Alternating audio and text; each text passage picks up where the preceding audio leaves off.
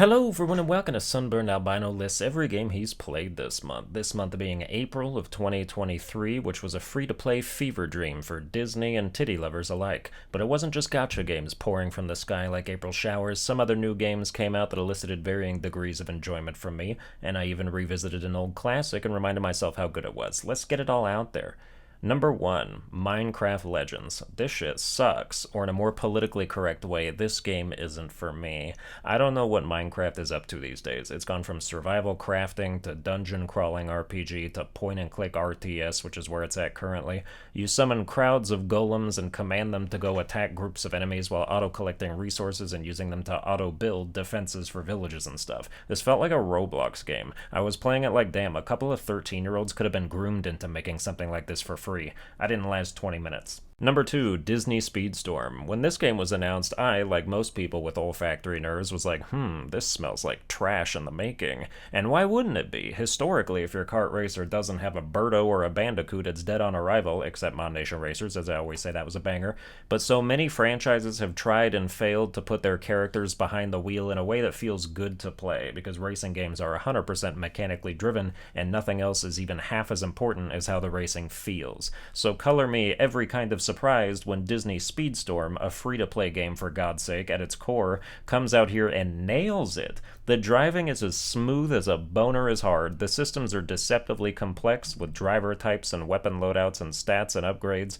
Right now it's not pay to win because you can't buy currency, but it's sure gonna be later when they implement that, so enjoy it now while it's still in a relatively inoffensive state. It's early access and you have to buy a Founders Pack to play now, but it's gonna launch fully as a free-to-play title at the end of this year or the beginning of next. Number 3, Honkai Star Rail. Dude, what is F2P smoking this month? Cause I want some. I am still traumatized by some particularly bad luck in Genshin Impact, so I swore off that game over a year ago and promised never to spend money on another gacha financial black hole, but MiHoYo comes out here like, hey, we made another Genshin, except this time it's Persona, and uh-oh, time to get obsessed all over again. I'm still steadfast in that I'm never gonna buy wishes, or star passes as this game calls them, to roll for characters, but goddamn dude, they've gone and done it again. I think this game is even better than Genshin in some areas, namely the combat and the world design. It's turn-based like Persona, and instead of running around open fields, climbing up mountaintops of your dad's leg like Breath of the Wild, the exploration is more like being in someone's palace from Persona 5, getting the jump on enemies in the overworld to initiate combat with some advantages. The mission structure is so convenient too. There's fast travel points all around, and whenever you accomplish part of a mission or get a new task, you can immediately press a button to open your map right to the spot where you need to go next and warp there in seconds. Fluid AF. But many Genshin-esque systems are still here, like ascending characters, leveling up talents, weapons, and artifacts, which all have different names in this game, but you know it's the same shit.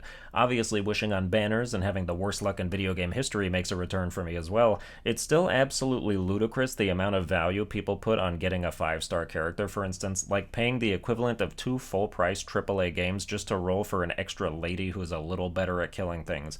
But that's just the gacha mind control gas taking over your nervous system, and you need to fight it or your future regret-filled self will haunt you. Speaking from painful experience.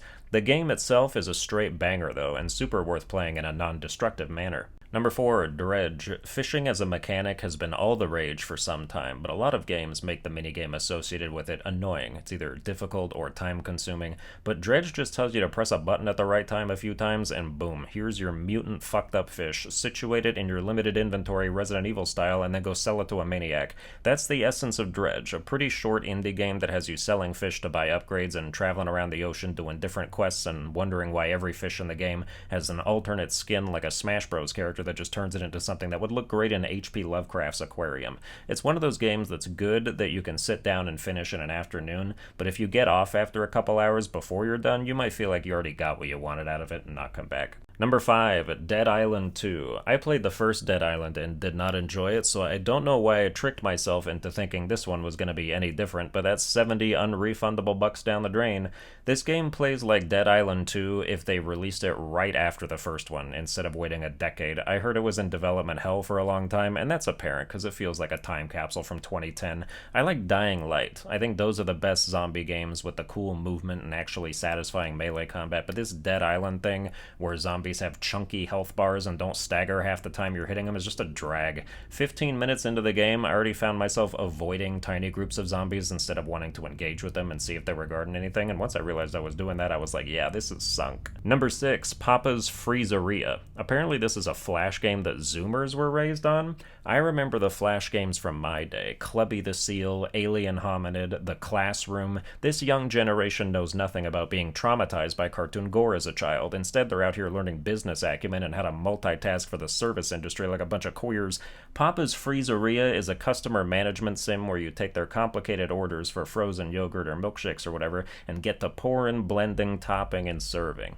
As you earn money, you can furnish your freezeria and buy small upgrades and staff to help keep things going smoothly. It's on Steam now as a full entity, and it's super cheap, so if you like to relax by being stressed out, give it a try. Number 7, BioShock. Anyone else forget how good this game is? I went through it again this month, and damn. It's kind of overly long, but other than that, it's got terrific level design, rewarding exploration, and I guess I'm one of the few who actually likes taking pictures of everyone to get research bonuses and increase my damage against them. The only weird design choice I noticed was that you can only use one hand at a time, which makes no sense. Like, say you've got a wrench in your right hand and the electric plasmid in your left, you can only raise one hand or the other. There's no dual wielding, like, oh, I couldn't possibly shoot a fireball while swinging my wrench. Must be like patting your head and rubbing your stomach at the same time.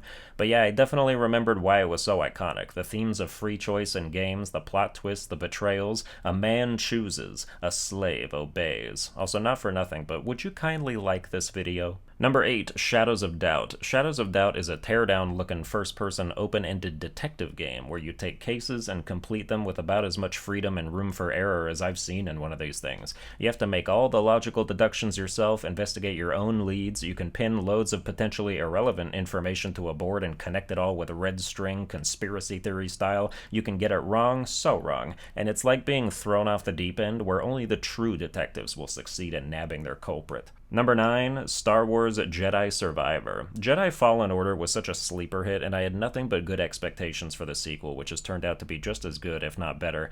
The new weapon stances are cool to fight with, and the exploration is absolutely massive to the point of being ridiculous, with the useful and necessary things hidden all over the place to make it rewarding. Just don't play it on the hardest difficulty because it's absolute bullshit. They reduced the parry window, which makes it hard to be consistent, but even though I played the hardest difficulty in the first game, which did the same thing without too much of an issue, in Survivor, in addition to that, they just decided to make half the enemies kill you instantly. I got one-shot by a charging chicken the size of a soccer ball, maybe top 10 most humiliating things that have ever happened to me in a video game. Halfway through, I had to lower the difficulty to the second hardest, and the difference was night and day. It became a walk in the damn park with my parries actually coming out, and my health not getting demolished instantly with every errant hit.